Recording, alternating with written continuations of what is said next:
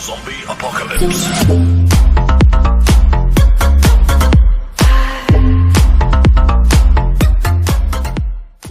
Bienvenidos a mi canal de YouTube, yo soy el profesor José Guaranca y estamos aquí para hacer este video tutorial muy solicitado. En realidad nos han hecho muchas preguntas que hoy día justamente vamos a responder. Vamos a ver cómo es que podemos describir un campo eléctrico.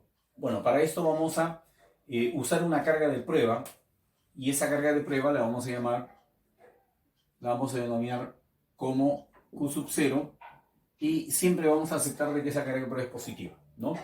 Si la carga de prueba es positiva y la carga que está generando el campo también es positiva, entonces aquí lo que se va a producir es una repulsión. Entonces aquí tenemos a la fuerza, pero también en esa misma dirección estaría apuntando el vector intensidad del campo. Entonces nosotros aquí vamos a decir que si nosotros colocamos la carga de prueba en cualquier otra ubicación, va a ocurrir lo mismo. Y es por esa razón que encontramos estas líneas dirigidas hacia afuera, ¿no? Porque cualquier carga de prueba colocada en cualquier ubicación en torno a esta carga va a recibir la misma acción, va a estar en la misma situación, ¿no? Ahora, ¿qué pasa si tenemos una carga, el campo eléctrico de una carga negativa, ¿no? Este es el campo eléctrico de una carga positiva y este es el campo eléctrico de una carga negativa. Bueno, vamos nuevamente a usar nuestra carga de prueba, como ya lo hemos dicho, es una carga positiva, y aquí vamos a encontrar que el campo eléctrico, la fuerza del campo eléctrico estaría dirigida hacia la parte inferior, ¿no?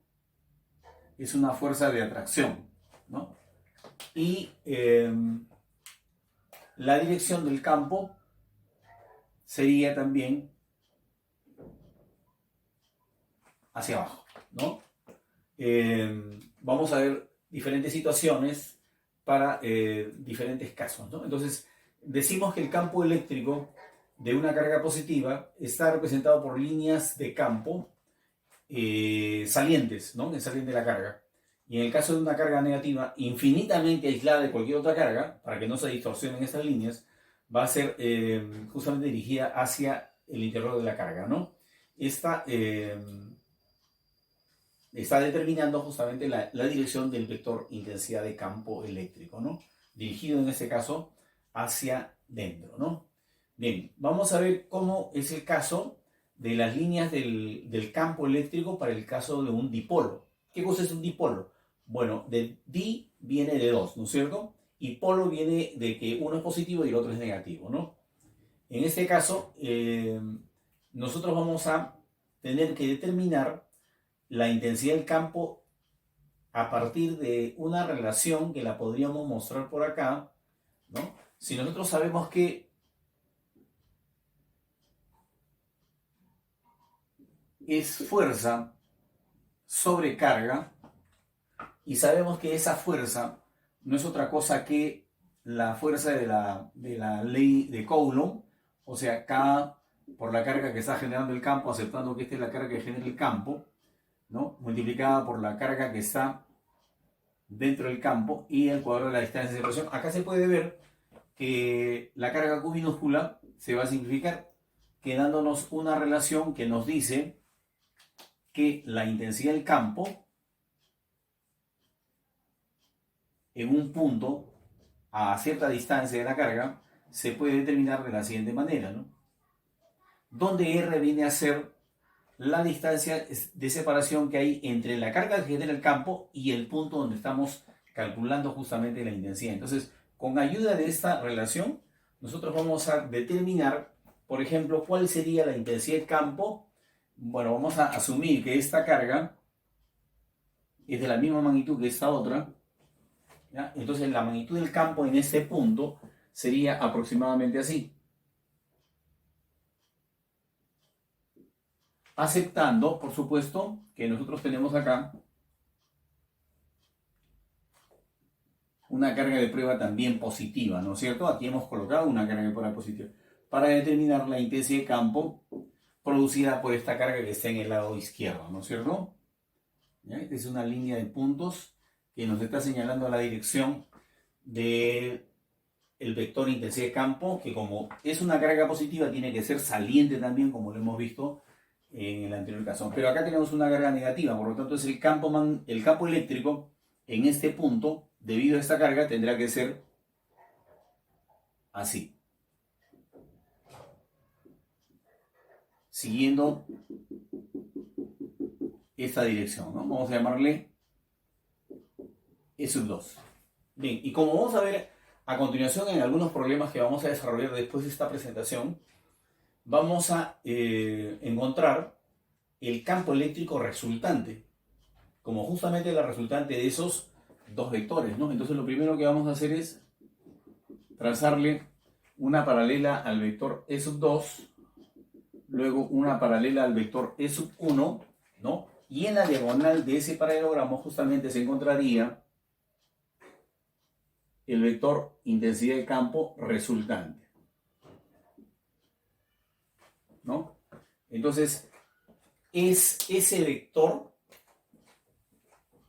de dirección tangente con respecto a la línea del campo, ¿no? O sea, está siguiendo una línea recta que justamente aparece sobre la tangente, ¿no? Entonces, redefiniendo justamente esto que hemos dicho en relación a las líneas del campo, lo que tenemos que decir a la línea del campo, la línea del campo tiene que ser curvas que siempre deben quedar tangentes con el vector intensidad de campo en un punto determinado. Por ejemplo, eso es lo que hemos visto en ese punto. Ahora, si nosotros hacemos lo mismo en este otro punto, vamos a llamarle este punto B, tenemos que encontrar ahí también una intensidad de campo resultante.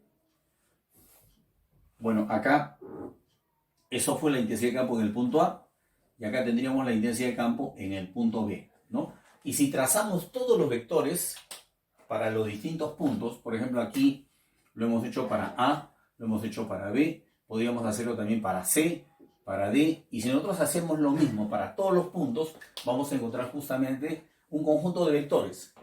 Y la línea de campo tendría que ser tangente a todos esos vectores, ¿no? Vale decir, esta línea que acabamos de trazar, ¿no? Esa de verde, no es una línea real, ¿no? No son líneas reales, ¿no? No son reales y no representan la trayectoria de ninguna partícula, ¿no? Porque mal podríamos hacer, ya vamos a ver ese problema del movimiento de las partículas dentro de un campo eléctrico homogéneo, por supuesto, pero lo que queremos evidenciar es de que estas líneas simplemente son una representación gráfica de algo que no se ve. ¿Qué es aquello que no se ve? El campo eléctrico. ¿Qué es el campo eléctrico?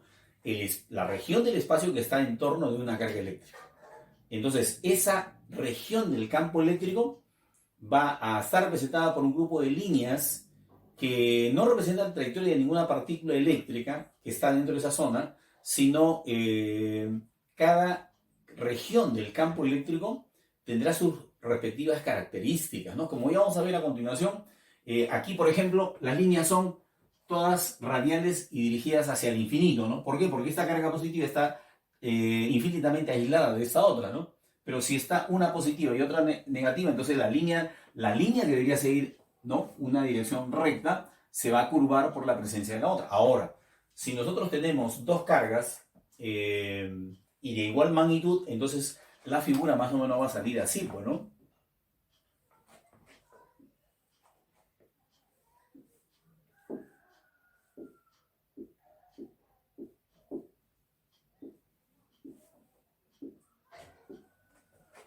Por supuesto, siempre saliendo de la carga positiva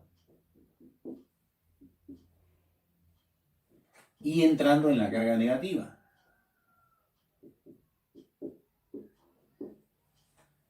Entonces, ahí en esa figura nosotros tenemos que observar una cierta simetría, ¿no?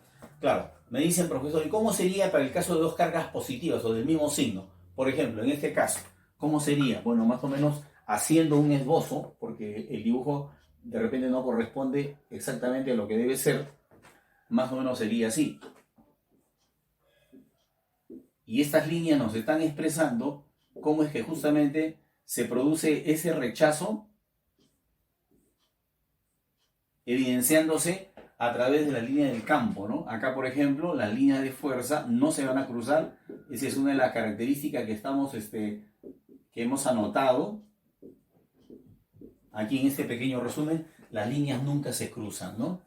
Entonces, esa es una de las características. Y acá también debemos observar una cierta simetría, aceptando de que las cargas son iguales, ¿no? Pero ¿qué pasa si una de las cargas, por ejemplo, es el doble de la otra?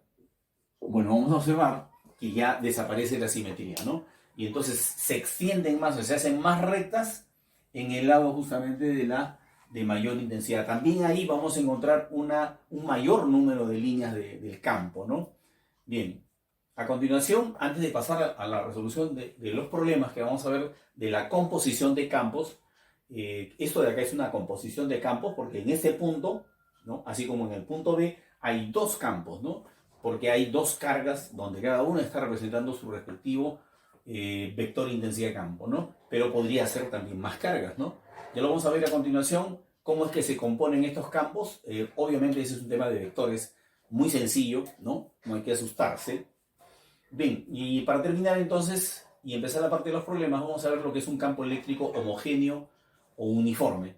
No es otra cosa que una región de campo eléctrico donde las líneas de fuerza en primer lugar resultan paralelas, ¿no? Aquí, por ejemplo, nosotros estamos viendo que esta línea es paralela con esta, son paralelas. Además, están igualmente espaciadas, ¿no? ¿Por qué están igualmente espaciadas? Porque representan la misma intensidad del campo, ¿no? Entonces, si nosotros hablamos de la intensidad de campo del punto A, tendría que ser la misma que la intensidad de campo del punto B, la misma que en el punto C, la misma que en el punto D, ¿no? O sea, esa es una característica. Y a propósito de eso que hemos estado comentando por acá, para dejarlo claro, ¿no es cierto? ¿Cuál es la dirección del campo eléctrico dentro de esa región? Nosotros estamos imaginando que acá tenemos una placa, ¿no? Muy cercana, cargada positivamente, y la otra cargada negativamente, muy cercana una de la otra, ¿no? Para que esta línea no se distorsione. Claro que en los contornos hay una cierta distorsión, ¿no? O sea, es una cierta curvatura. Pero en la parte central podríamos considerar con gran exactitud que es un campo eléctrico uniforme, ¿no? Homogéneo. Bien, entonces vamos a ver cómo es esto de acá. En primer lugar, ¿de dónde hacia dónde se mueve, se dirige el vector intensidad de campo? El vector intensidad de campo se mueve saliendo de la positiva y entrando en la negativa, ¿no? Acá está. Saliendo de la positiva, ahí está la flechita, está saliendo de la carga positiva y aquí está entrando en la carga negativa. Entonces, sale de la positiva y entra en la negativa. Vale decir, así sería el vector intensidad de campo para cualquier punto dentro de esa región, ¿no? Por eso es que se llama homogéneo. Cualquier punto dentro de esa región tendrá un campo eléctrico idéntico, ¿no? O sea, con esa misma magnitud y en esa dirección. Entonces, una vez establecido eso, vamos a ver qué es lo que pasa cuando nosotros colocamos acá una carga eléctrica positiva. Ya. Esa carga eléctrica positiva, con estas otras que están arriba, que son positivas, se van a rechazar, o va a haber un rechazo hacia abajo. O sea, las cargas positivas que están arriba van a rechazar hacia abajo. Pero las cargas negativas que están abajo también van a ejercer una atracción, pero también hacia abajo. Quiere decir entonces que va a aparecer una fuerza resultante dirigida así, ¿no? Ahí está la fuerza del campo, ¿no? Y dicho sea de paso también, podríamos decir que esto se puede expresar en el producto Q por E, ¿no? Aceptando que Q minúscula es la carga que tenemos acá, ¿no? Pero noten ese detalle. El detalle que yo quiero mostrarles es de que la fuerza y el vector fuerza y el vector intensidad de campo en este caso tienen la misma dirección, ¿no? Pero ¿qué pasaría si ya no es una carga positiva, sino es una carga negativa? Vamos a ponerla por acá. Ya, vamos a ponerle acá, vamos a llamarle Q mayúscula. ¿Qué pasa? Ahora, las cargas que están hacia arriba, que son positivas, están ejerciendo una atracción, una fuerza de atracción hacia arriba.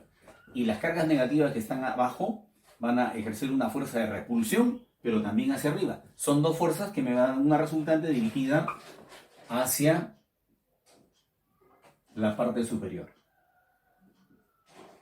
Aquí tenemos entonces así la fuerza del campo eléctrico, que nuevamente será el producto de la carga por la intensidad, ¿no? Claro, otra fuerza, porque ya tenemos en este caso otra carga, ¿no?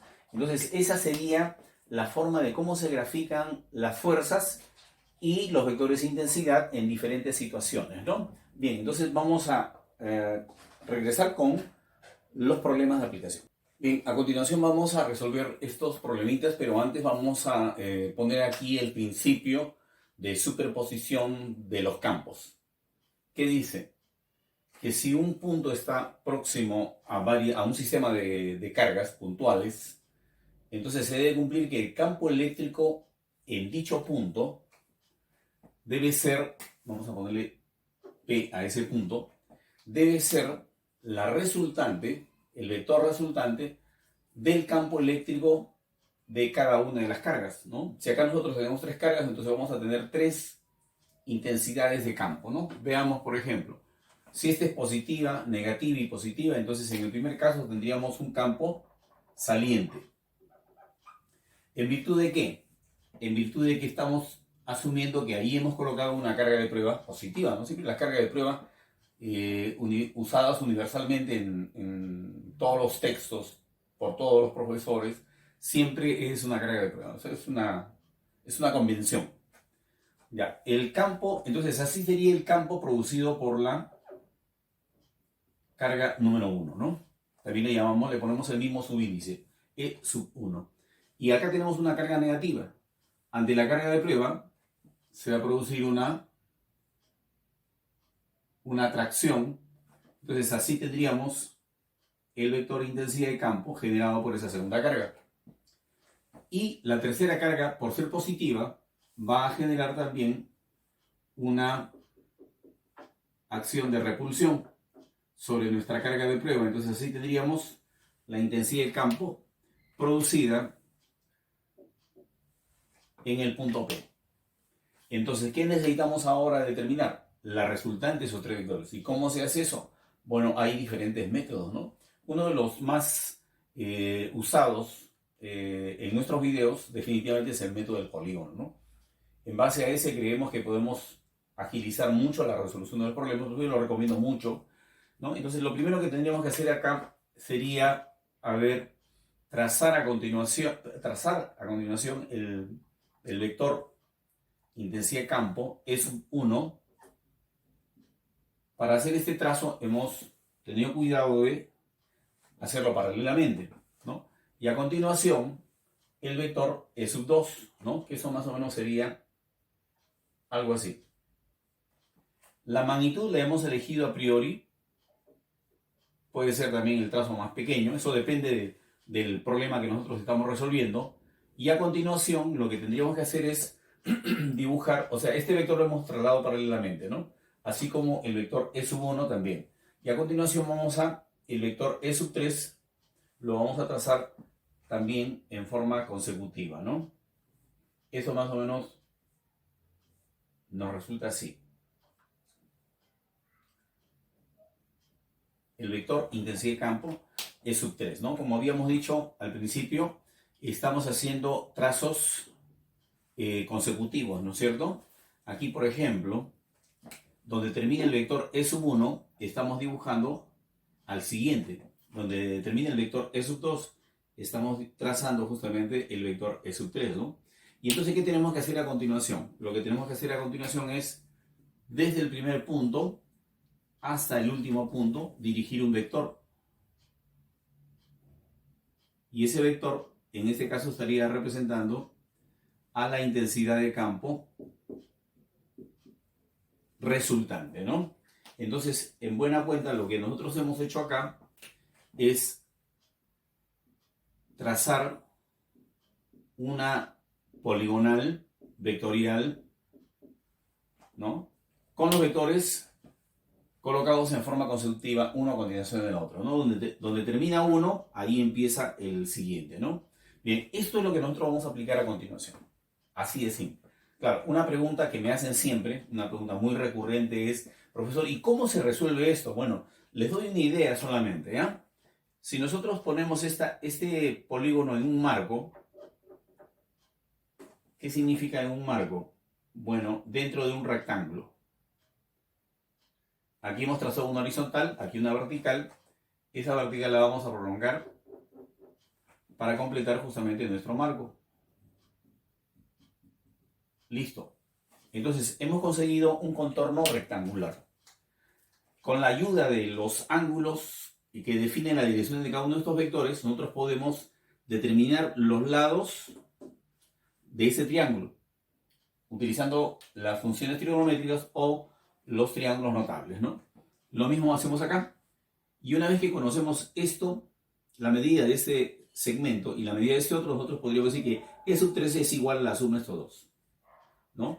¿Qué más? Si conocemos este lado y conocemos esto de acá, entonces podríamos determinar usando una simple diferencia, ¿no? Una idea, o sea, simple razonamiento matemático. Bien, vamos a continuación entonces a ver cómo resolvemos el problema número 1, ¿no? Dice, encontrar el campo eléctrico resultante en el punto P. ¿Ya? Si se sabe que la carga 1 es de 18 microcoulombs, la carga 2 es menos 4 microcoulombs, negativa. Entonces nosotros en el punto P, donde nos están pidiendo determinar la intensidad de campo resultante, vamos a colocar una carga de prueba. La carga de prueba es positiva, ¿no? Entonces inmediatamente nosotros decimos, la primera carga, ¿qué le hace la carga de prueba? Positivo con positivo, rechazo, ¿no? Entonces así es la intensidad de campo de la carga número 1, ¿no? Ahora, y en relación a la carga número 2, que es negativa, a la carga de prueba estaría ejerciendo una fuerza de atracción. Entonces, así determinamos la dirección del campo eléctrico generado por la carga 2, ¿no? Lo que tenemos que hacer a continuación es simplemente determinar el valor de cada una de esas intensidades y efectuar la resta, ¿no? Porque como tienen direcciones contrarias, se tiene que restar, ¿no? Entonces vamos a anotar acá lo que vamos a usar, ¿no? Vamos a poner acá, solución. Usando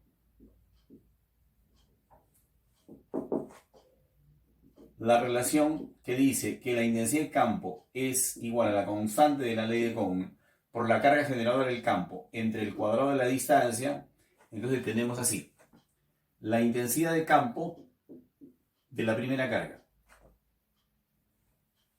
Primero, la constante. Ya sabemos que en el vacío la constante es 9 por 10 a la novena, que debe estar multiplicando a la carga generadora del campo. ¿De qué carga estamos hablando? De la carga número 1, ¿no? Esta de acá, cuyo valor es 18 microcoulombs, o sea, 18 por 10 a la sexta a la menos 6 coulombs, ¿no? Hasta ahí nomás. Y en el denominador vamos a tener que colocar al cuadrado la distancia. La distancia de la carga 1 hasta el punto P es 6 más 3, 9. ¿Pero 9 qué? 9 centímetros. No podemos utilizar el centímetro. Tenemos que utilizar las unidades del sistema internacional. O sea, en metros, eso sería 9 por 10 a la menos 2, ¿no? Vuelvo a repetir. Acá hemos colocado la distancia. ¿Pero cuál es la distancia? 9 centímetros. O sea, 9 centésimas de metro, ¿no? Y a continuación lo que vamos a hacer es las simplificaciones del caso, ¿no? Creo que aquí podemos poner el resultado. A ver, acá nosotros tenemos 9 al cuadrado, o sea, 9 por 9. Un 9 de abajo se va a cancelar con un 9 de arriba, pero todavía queda un 9. Le sacamos otra vez novena, y acá novena me quedaría 2. Entonces ya podemos dar el resultado. Entonces el resultado sería 2 por una potencia de 10, ¿no? Acá, menos 2 por 2 me da menos 4. Cuando eso subimos al numerador, se convierte en 4 el exponente. Entonces 10 a la novena por 10 a la cuarta me saldría 10 a la potencia 13. 13 menos 6, 7. Ahí tenemos la magnitud de la intensidad de campo producida por la primera carga en el punto P, ¿no? Y de igual manera, vamos a proceder a determinar la intensidad de campo que genera la carga número 2, ¿no? La carga número 2 tiene un valor de, primero ponemos la constante, luego la carga. La constante es 9 por 10 a la novena. La carga es 4 por 10 a la menos 6. Y esto dividido entre la distancia de separación de la carga al punto, hay solamente 3 centésimas de metro. Esto debe estar elevado al cuadrado, ¿no? Entonces hacemos las operaciones. En primer lugar, el 3 que está en el denominador está elevado al cuadrado. Entonces este 3 se convierte en 9. Con el 9 arriba se cancela. Entonces va a quedarme aquí 4, ¿ya? Multiplicando a una potencia de 10. Vamos a ver. Menos 2 por 2, menos 4. 10 a la menos 4. Cuando se sube el numerador se convierte en 10 a la cuarta. 10 a la cuarta por 10 a la novena me da 10 a la potencia 13. 13 menos 6, 7 otra vez, ¿no? Luego, ya conocidas las magnitudes, tendríamos que decir que la intensidad de campo resultante será, a ver, la diferencia de los campos, porque si los vectores son de direcciones contrarias se tiene que restar, ¿no? Ahora, ¿cuál sería la resta? ¿El campo 1 menos el campo 2 o el campo 2 menos el campo 1? Veamos, el módulo del campo 2 es mayor que el módulo del campo 1. De hecho, la resultante va a estar dirigida hacia la izquierda, ¿no? Entonces, acá tendríamos que restar la intensidad del campo 2 menos la intensidad del campo 1, ¿no? ¿De cuánto estamos hablando? Estamos hablando de el campo 2, que es 4, menos 2, multiplicado por 10 a la potencia 7, ¿no? Esto expresado en las unidades del campo eléctrico. Entonces ya tenemos ahí el resultado del problema, ¿no? ¿Cuál es el resultado del problema? El resultado del problema es intensidad de campo resultante. Entonces sería 2, porque la diferencia es 4 menos 2, 2 por 10 a la potencia 7, ¿no? Pero si nosotros queremos, lo podemos escribir esto así, ¿no? Así de esta manera, ¿no? Entonces, en buena cuenta tendríamos acá la forma de expresarlo así, ¿no? 20 por 10 a la sexta newton sobre coulomb sería justamente la respuesta de este problema, ¿ya? Claro, lo podemos dejar simplemente como 2 por 10 a la séptima, ¿no? Bien, pasamos al siguiente problema. En el siguiente problema tenemos dos cargas, ¿no? Y nos están dos cargas Q1 y Q2, una positiva y la otra negativa también, y nos están pidiendo determinar la intensidad de campo eléctrico resultante en el punto P, ¿no? La figurita que se está mostrando ahí es un triángulo rectángulo isósceles, ¿no? Porque los catetos son iguales. Aquí ese angulito es de 45 grados, lo mismo que este de acá. Por lo tanto, estos dos catetos son iguales, ¿no? Bien, entonces procedemos de la misma manera. Ya, igual que en el problema anterior. En el punto P ponemos en primer lugar una carga de prueba. Una carga positiva. Y ahora, si nosotros queremos saber cuál es la intensidad de campo que produce la carga 1, si es positiva, la intensidad de campo tiene que ser saliente.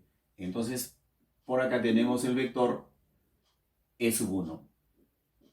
¿Ya? El campo de la carga 1 es saliente. ¿Por qué? Porque es carga positiva. O sea, este campo está saliendo de la carga 1, ¿no? En cambio, la carga 2, que es negativa, ya no tiene un campo saliente, sino un campo entrante. Entonces, sería así.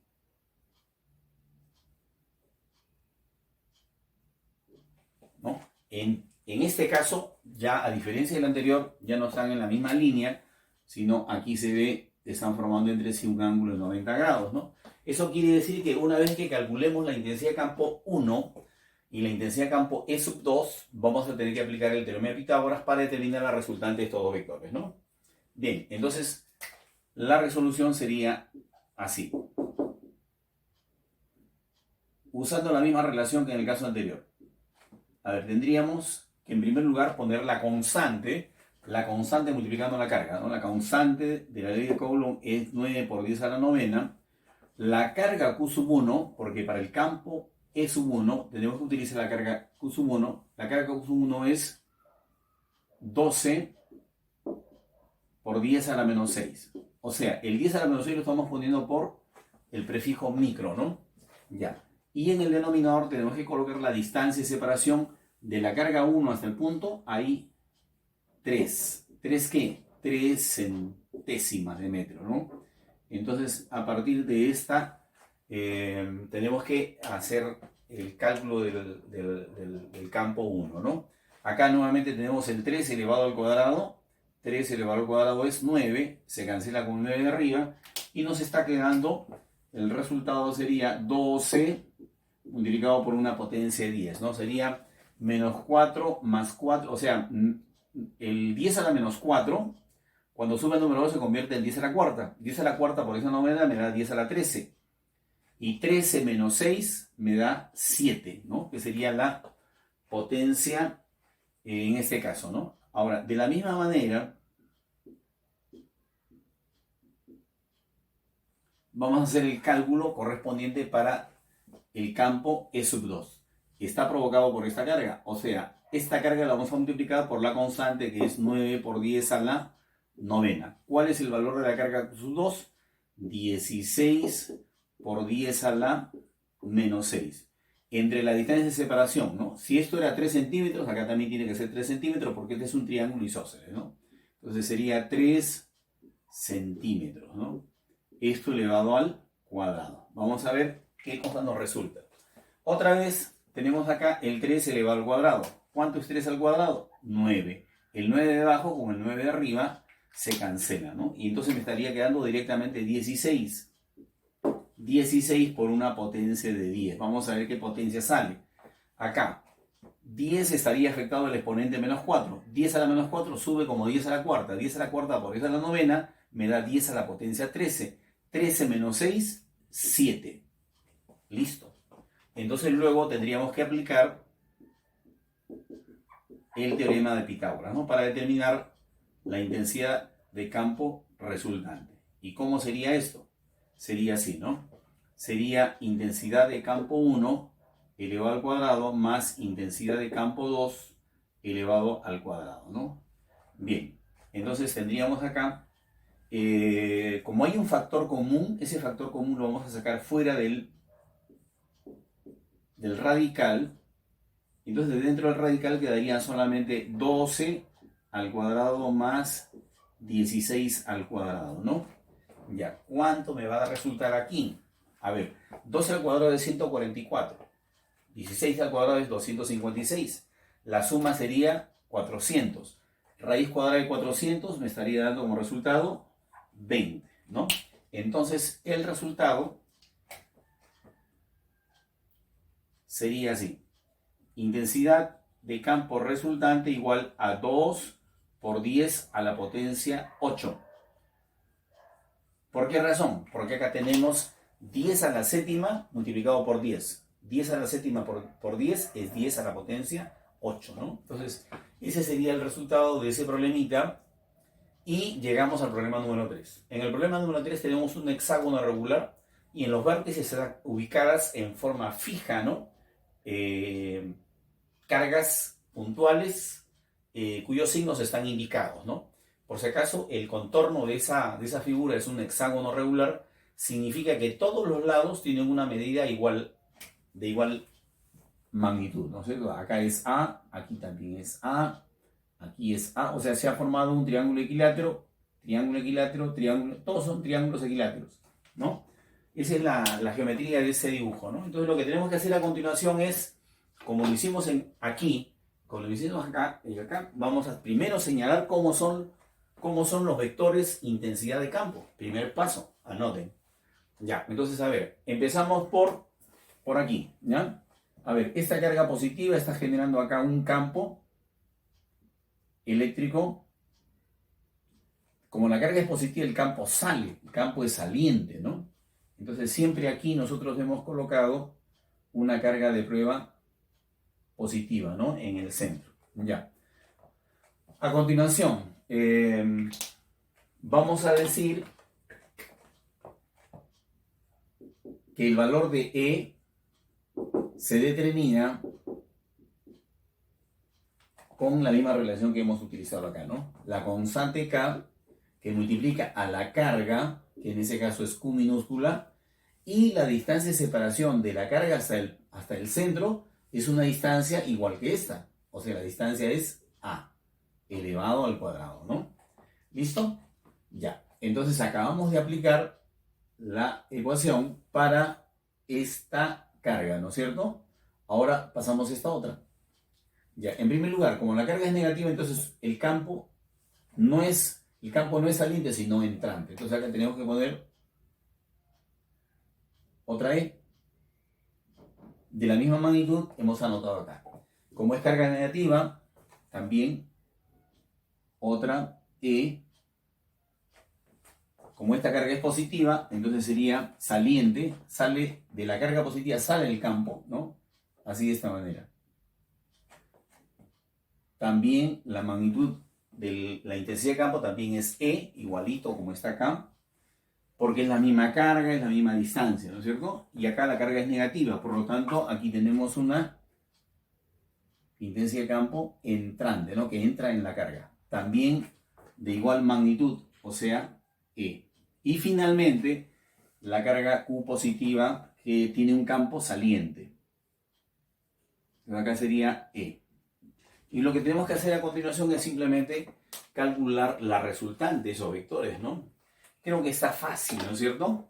¿Por qué? Porque lo único que tenemos que hacer es mirar detenidamente y darnos cuenta que hay campos que se están anulando porque son de direcciones contrarias, ¿no? Y de igual magnitud. Por ejemplo, este de acá se elimina con este de acá.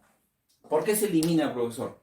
Porque son de direcciones contrarias y cuando son de direcciones contrarias, sus magnitudes, sus intensidades se restan. Entonces tendría que restar E menos E. Y entonces aquí en esta línea, el campo resultante es 0. Lo mismo podríamos decir de este campo y este otro de acá. ¿No es cierto? Porque están en direcciones contrarias. Y entonces la resta, ¿cuánto me está saliendo? 0. Entonces finalmente, ya podríamos decir, luego de eso, en este caso sería, a ver, acá estamos, en la horizontal. E más E se suma porque tiene la misma dirección, sería 2 veces E. ¿Y qué cosa es 2 veces E? 2 veces K por Q sobre A cuadrado, ¿no? Listo. Qué simple, ¿no? Bien, esa es la idea que hay que manejar en problemas de esta naturaleza. Aquí les dejamos estos modelos. Por supuesto vamos a estar haciendo otros también, un poquito más complicados para aquellos que de repente necesitan, ¿no? Saber un poco más. Si les gustó el video, no se olviden de suscribirse a mi canal, darle like al video, no se olviden de eso, es muy importante, a darle un like, ¿no es cierto? Darle clic en me gusta y compartirlo en sus redes sociales, porque todos los días estamos subiendo videos. Y ahora estamos haciendo 2 videos por día, ¿no? ¿Por qué hacemos 2 videos por día? Porque queremos más información, brindarles, ofrecerles a todos jóvenes, a todos aquellos jóvenes que nos están siguiendo y que yo sé que están esperando siempre en nuestros videos, ¿no? Entonces, nos vemos en la siguiente.